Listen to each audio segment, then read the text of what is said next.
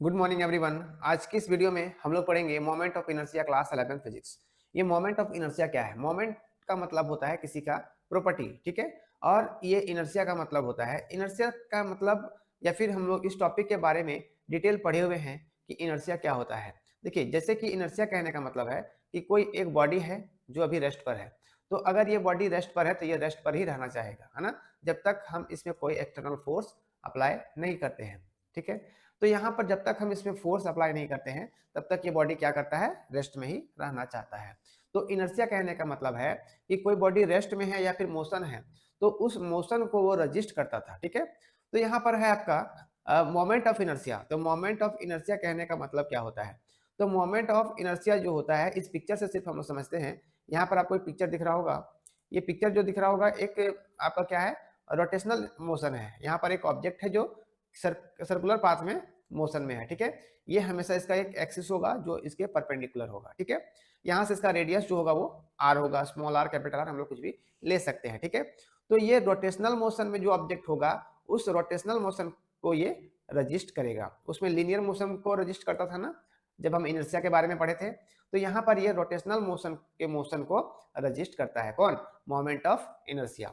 इस moment of inertia को हम लोग रोटेशनल इनर्शिया भी कहते हैं। रोटेशनल इनर्शिया कहने का मतलब कोई बॉडी अगर रोटेट कर रहा है तो उसके मोशन को वो रजिस्ट करता है। क्लियर कि मोमेंट ऑफ इनर्शिया क्या हो गया? तो मोमेंट ऑफ इनर्शिया का डिफिनेशन हम कैसे करेंगे?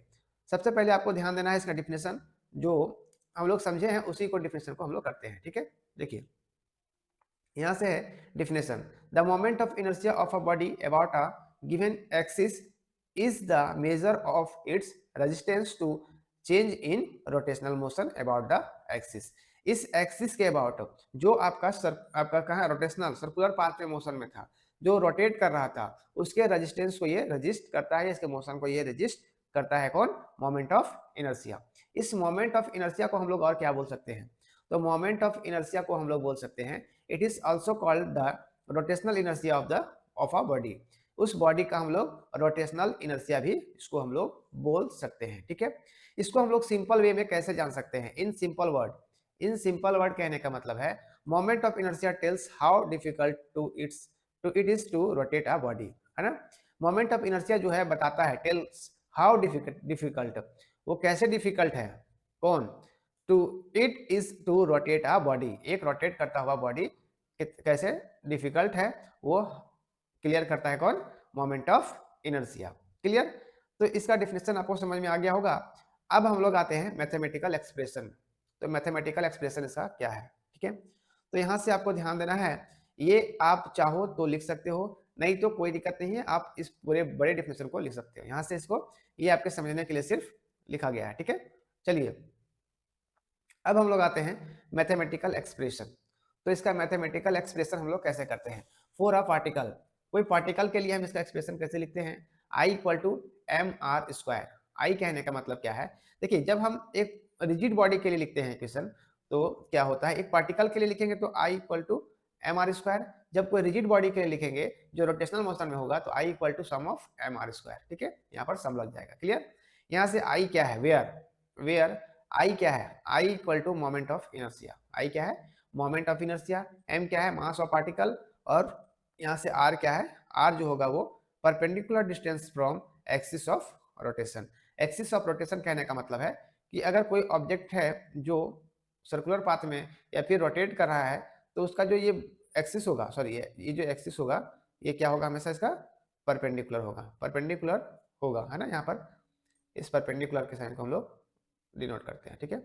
सॉरी, यहाँ से मिस्टेक हो गया है, यहाँ से ये परपेंडिकुलर होगा, ठीक है। इस तरह से ये हमेशा परपेंडिकुलर होगा। क्लियर? अब हम इसके आगे आते हैं। तो इसके आगे क्या है? इसका SI unit. SI unit of क्या? Moment of inertia.